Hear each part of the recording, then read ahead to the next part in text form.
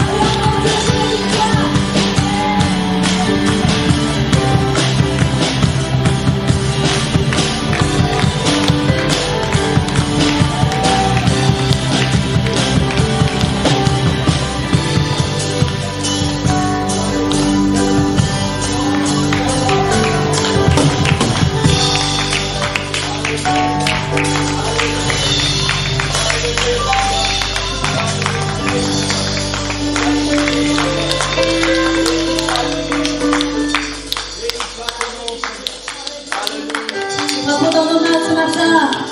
Est-ce que quelqu'un est là ce matin? Le Seigneur est là, est-ce que moi je suis là? Est-ce que moi je vais pousser un cri de joie pour mon Dieu? Est-ce que je vais offrir une nouvelle louange à mon Dieu ce matin? Toute ma vie, mon Dieu a été fidèle. Toute ma vie, il a été. Toute ma vie, il est. Et toute ma vie, il continuera à être fidèle. Amen. Alors chantons ce chant qui dit, car toute ma vie, tu as été fidèle. Toute ma vie, tu es si bon. Et avec le souffle qu'il me reste, je chanterai la bonté de mon Dieu.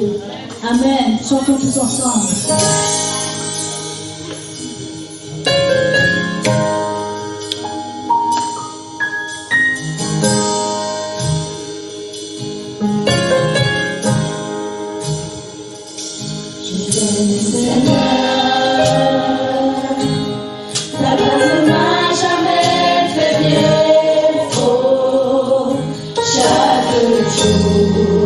Tu m'as tenu dans tes mains.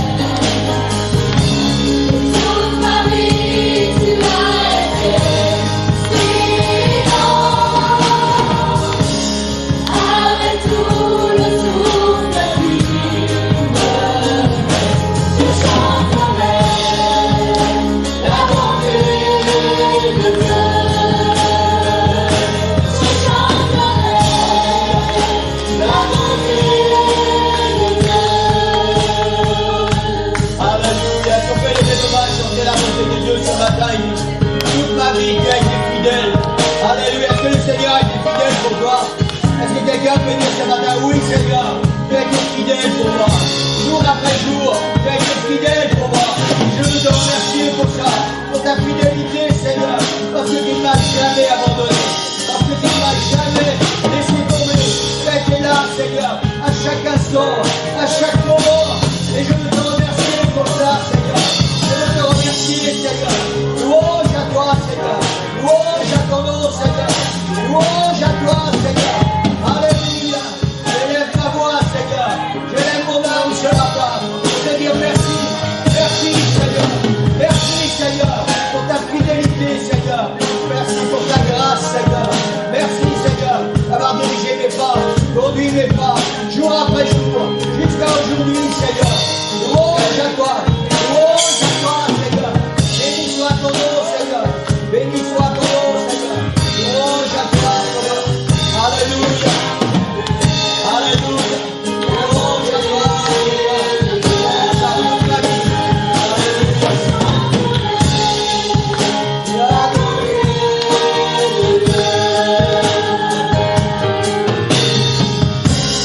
Toute ma vie, tu as été fidèle.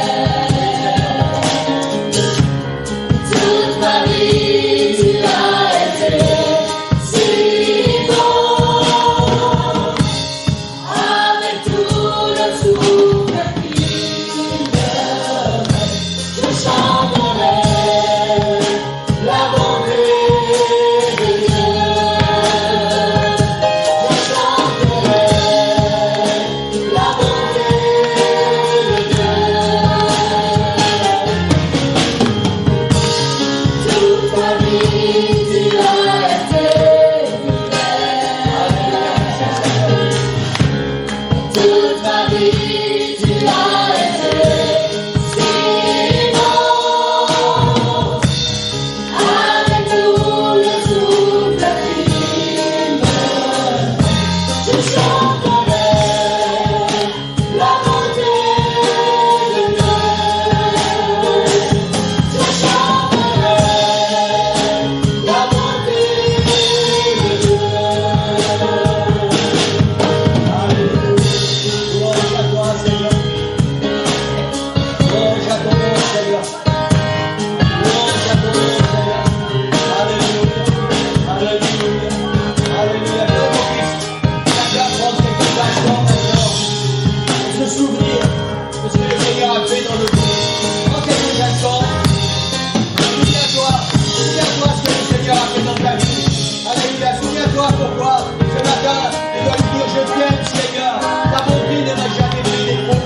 Alléluia. Est-ce que tu peux faire tourner le film dans ton esprit ce matin et te souvenir Seigneur à ce moment-là tu as été tellement bon. Dans cette situation-là tu as été tellement bon.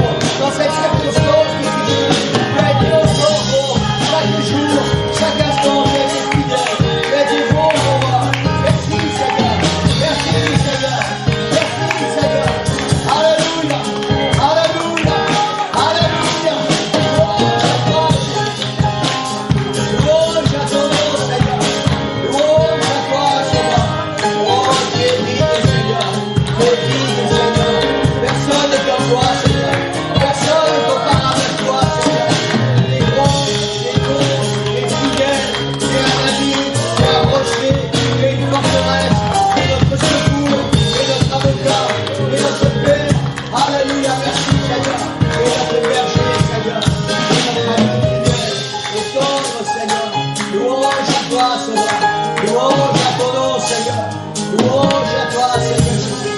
Alléluia. Alléluia. Amen. On est content d'être là. Enfin, je suis content d'être là. Ma femme aussi, elle voudrait bien être avec nous tous ce matin. Mais ben voilà, la vie est ce qu'elle est. Et ben Alexis n'a pas choisi d'être malade. On va tourner tous ensemble dans la parole du Seigneur.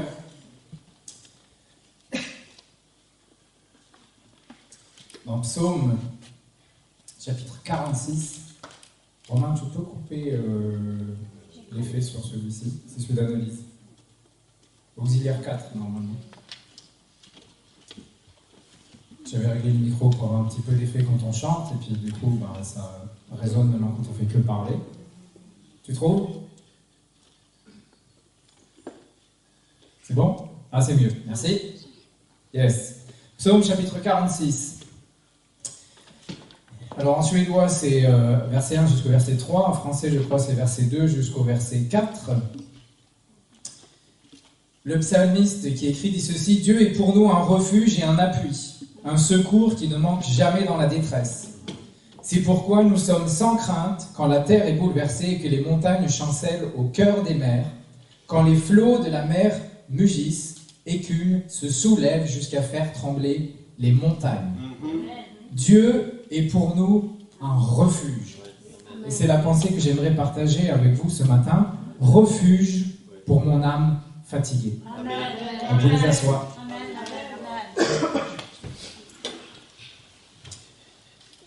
Cher refuge de mon âme fatiguée, sur toi quand les chagrins montent, sur toi quand les vagues du trouble déferlent, mon espoir évanoui se repose.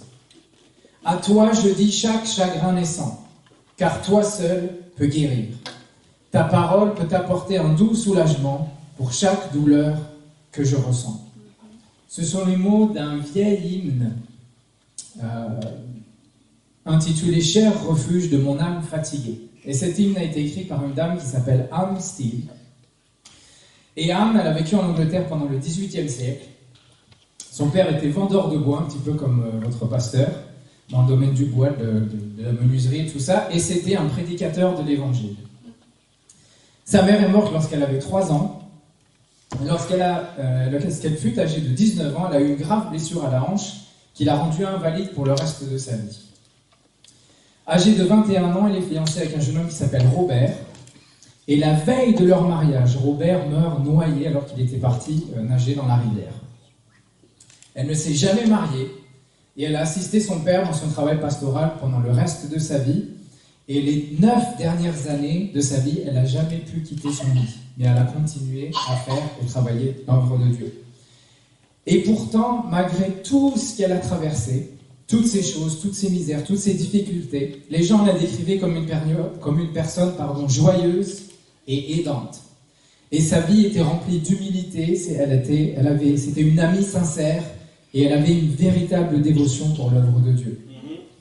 Anne a écrit 144 hymnes et ce fut la première femme dont les hymnes ont été largement utilisés dans les églises à la fin du XVIIIe et au début du XIXe siècle.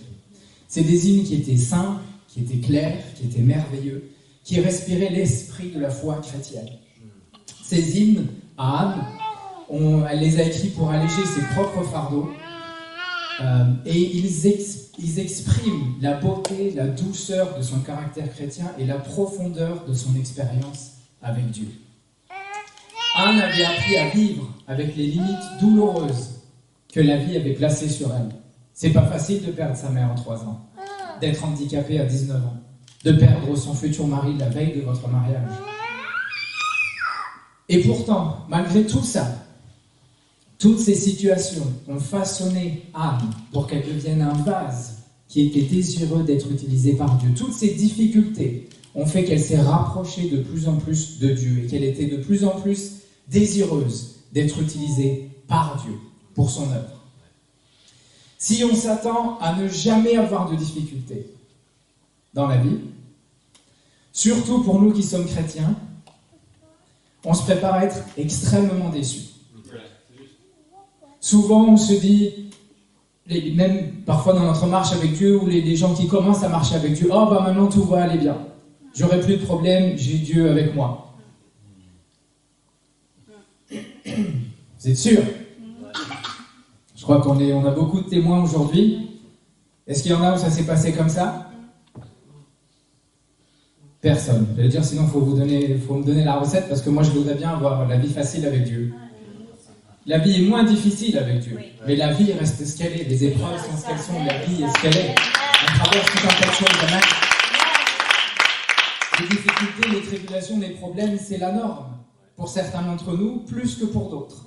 Alors parfois on se dit, on est un petit peu jaloux, on est un petit peu fâché, mais pourquoi lui il en a moins que moi? Et il y a peut-être l'autre personne, le voisin d'à côté, qui nous regarde et qui dit, mais pourquoi lui il en a moins que moi? Amen. Tout ce qu'on a à faire, si on n'est pas convaincu de ça, c'est de parcourir le livre des psaumes. Prenez le temps, lisez le livre des psaumes. Et vous allez voir toutes les difficultés, les fardeaux, les épreuves que les écrivains, les personnes qui ont écrit les psaumes, ont traversé, les fardeaux que ces hommes de Dieu ont portés. Vous pouvez lire le psaume 7, 10, 13, 16, 17, 22, 25, 28, 40, 42, 51 et encore plein d'autres. Et vous allez vous rendre compte que finalement, ma vie, elle n'est pas si terrible que ça par rapport à ce que David, Salomon et tous les autres ont porté, ont traversé. Et ces hommes nous donnent un aperçu des troubles qui affectent nos âmes. Parfois, c'est le désespoir qui nous attaque. Parfois, c'est le doute qu'on a dans notre cœur.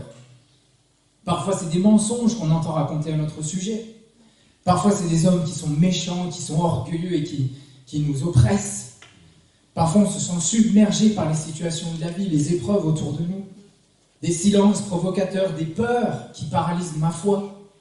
Parfois, je me sens tellement sec que ça étouffe mes prières, ça étouffe mes louanges. Parfois, c'est la maladie qui prend toute mon énergie. Et on voit que ces hommes dans les psaumes ont traversé les mêmes choses, que nous aussi on traverse. Et ces hommes, ces femmes se sentaient aussi submergés par la vie, aussi submergés par les basses épreuves, par les difficultés. Mais Dieu, dans sa grâce, les a conduits à écrire, à mettre sur papier leurs batailles, leurs luttes, les troubles de leur âme, pour nous servir à nous d'encouragement et d'instruction. Amen. Pour nous dire à nous, tu n'es pas tout seul. Amen. Tu n'es pas tout seul. Amen.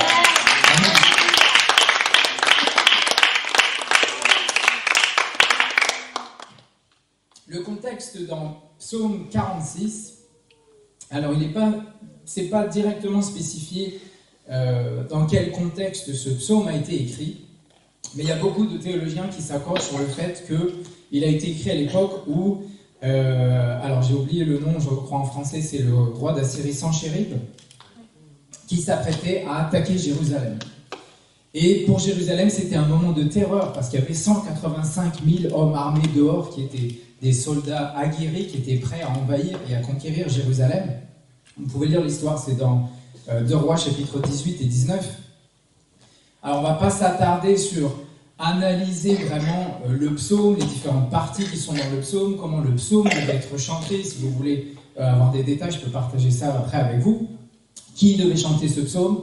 Mais ce psaume nous mène directement à réfléchir sur le pourquoi j'ai besoin d'un refuge. Pourquoi nous avons chacun besoin d'un refuge. Pourquoi est-ce que j'ai besoin d'un refuge? La majorité des êtres humains, même ceux qui sont les plus forts, les plus costauds, qui font du bodybuilding, qui font du crossfit, les esprits les plus brillants, les plus ingénieux, ont tous, ou traversent tous, des moments où ils se sentent submergés par la vie, par les situations, par les choses autour d'eux. Peut-être les attaques de l'ennemi, ça peut être simplement la vie. À tel point qu'on arrive à la pensée que ça va finir par me détruire. Où est-ce que ça va s'arrêter? Et parfois, c'est des choses simples. Ça peut être des factures qu'on ne sait pas comment on va payer. Ou des augmentations de loyer qu'on ne sait pas comment on va payer. Des examens qu'on pense ne pas réussir, ça ne rentre pas, la matière, elle ne rentre pas. Des attentes que les gens ont autour de nous, un autre sujet auquel on ne peut pas répondre. Des gens à qui on ne plaît pas. Il y en a. Il y a des gens qui râlent, je ne leur plais pas. Tant pis pour vous.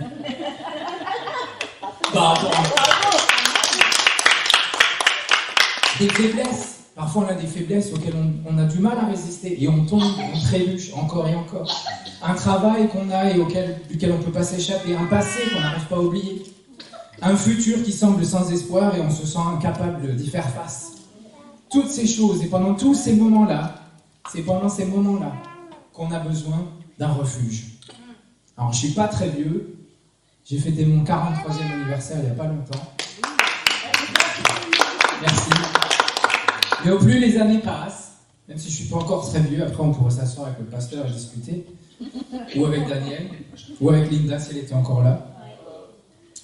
Au plus les années passent et au plus on va réaliser que mes capacités, ma force, mes talents, c'est pas assez. Ça va m'aider un bout du chemin, ça va m'aider à pouvoir faire certaines choses, mais j'ai besoin de bien plus que ça. j'ai besoin d'un refuge. J'ai besoin de ce refuge.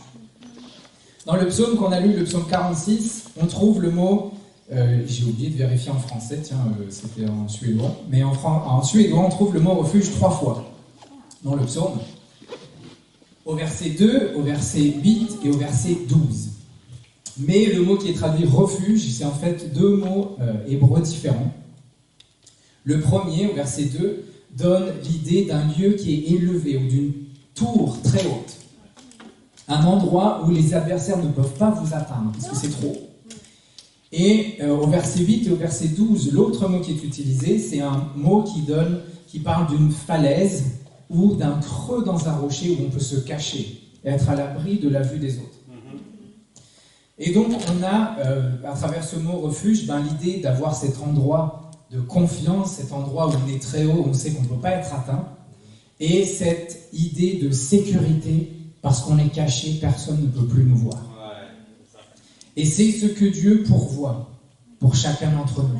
Il pourvoit ce haut lieu de sécurité et cet endroit caché où personne d'autre ne peut nous voir.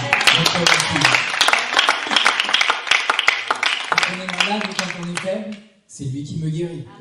Quand j'ai peur, c'est sur son bras fort que je peux m'appuyer. Quand je suis inquiet, quand je suis anxieux, il est un sage conseiller. Dans les moments où c'est dangereux, où je suis apeuré, c'est lui qui est mon support. Dans les moments de deuil et de tristesse, c'est lui qui est mon réconfort. Dans les moments où je pêche, c'est lui qui me pardonne. Dieu pourvoit ce refuge dont chacun d'entre nous a besoin. Et donc la question, ça nous mène à cette question ce matin, est-ce que tu as trouvé ou est-ce que tu as besoin d'un refuge ce matin? Est-ce que tu as ce refuge dont nous parlons ou pas? Dans l'Israël de l'Ancien Testament, il y avait 6 villes qui avaient été fondées comme des villes de refuge. Alors vous alliez vous y réfugier si vous aviez par accident ou par erreur causé la mort d'une autre personne. Une fois dans les murs de cette ville de refuge, vous étiez protégé contre les mains de la vengeance et du jugement. Personne ne pouvait plus venir vous chercher. Vous étiez protégé tant que vous restiez dans la ville de refuge. Si vous sortiez, le vengeur avait le droit de venir se venger. Les villes de refuge étaient habitées par les Lévites. Donc c'était les prêtres, c'était les sacrificateurs, les hommes de Dieu habitaient les villes de refuge. Et ces villes étaient placées stratégiquement à travers tout le pays de Canaan, pour que la ville la plus proche soit un maximum un demi-jour de marche de n'importe quelle autre ville. Et les historiens ont fait des recherches et ils ont constaté que les routes qui menaient à ces 6 villes de refuge, c'était les routes qui étaient les mieux entretenues dans tout le pays. Ils entretenaient les routes de la meilleure manière possible pour que ça soit le plus facile et le plus rapide pour les fugitifs d'atteindre ces villes de refuge. S'il y avait des collines, on les contournait ou on aplanissait la colline. S'il y avait une rivière, on faisait un pont. Et ces routes étaient facilement visibles. À chaque carrefour, il y avait un gros panneau « Refuge » qui vous indiquait la direction vers la ville de refuge la plus proche. Pour que, si vous aviez besoin d'un refuge, vous soyez capable d'arriver le plus vite possible et sans encombre dans cette ville de refuge. Elles étaient accessibles très facilement et très rapidement. Alors, ces 6 villes, elles étaient situées, il y en avait 3 de chaque côté du Jourdain. Il y en avait 3 du côté ouest, donc à gauche. Ouais. Ma gauche. Donc 3 du côté ouest, votre gauche. Enfin, non, votre droite, je suis perdu. Ok. À gauche du Jourdain, il y avait la ville Kédesh qui signifie sanctuaire, un endroit de renouveau. La deuxième, c'était Séchem qui signifie épaule ou dos, un endroit de force. Et la troisième, c'était Hébron qui signifie association ou ligue, un endroit de support. Et de l'autre côté du Jourdain, vous aviez Bézer qui signifie une forteresse inaccessible, un endroit où l'ennemi ne peut entrer pour te poursuivre. Il y avait Ramoth qui signifie un endroit élevé et Golan qui signifie un enclos, un endroit de protection complète. Et ces 6 villes étaient accessibles pour tous les Israélites de manière facile et rapide. Et de la même manière que Dieu a instauré ces 6 villes de refuge pour l'Ancien Testament, il y a un endroit de refuge ce matin pour ton âme. Et son nom, c'est Jésus.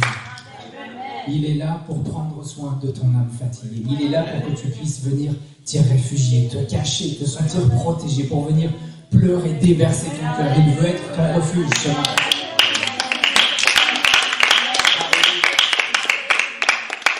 Est-ce qu'on peut se lever tous ensemble ?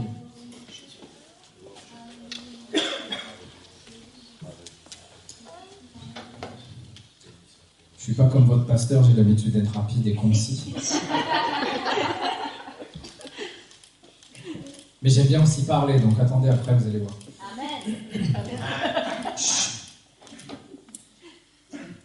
Peu importe ce que tu traverses ce matin, peu importe ce que nous traversons, Jésus veut être ton refuge ce matin. Il veut être celui vers qui tu vas pour te réfugier, pour trouver la force, pour trouver le réconfort, pour trouver la paix, pour trouver les conseils dont tu as besoin. Peu importe si le stress que tu as est causé par l'ennemi qui t'attaque et qui veut te détruire, ou simplement par la vie qui est ce qu'elle est, ou peut-être c'est des mauvaises décisions que tu as prises, et c'est les conséquences de tes mauvaises décisions. Mais peu importe la cause, Dieu, il veut être ton refuge ce matin. Il dit, viens, donne-moi ton stress. Viens, donne-moi tes soucis. Viens, donne-moi ta maladie. Viens, donne-moi ta tristesse. Viens, donne-moi ton cœur qui est lourd. Je veux être ton refuge ce matin. Il veut être ton refuge ce matin. Alléluia. Alléluia. Et si tu veux qu'il soit ton refuge ce matin, peu importe la situation dans laquelle tu te trouves ce matin, tu as juste une chose à faire. Tu peux venir ici à l'hôtel, fermer tes yeux, lever tes mains et dire, Jésus, j'ai besoin de toi. Ou tu peux le faire simplement là où tu es ce matin. Juste fermer tes yeux, ouvrir ton cœur et dire, Seigneur, je veux que tu sois mon refuge. Je ne peux pas porter toutes ces situations tout seul. Je ne peux pas porter ce stress, cette tristesse, ces fardeaux tout seul. J'ai besoin de toi. J'ai besoin que tu sois mon refuge, Seigneur, c'est vrai. Cherchons sa présence tous ensemble, Seigneur. Ouvrons mon cœur. Alléluia. Alléluia.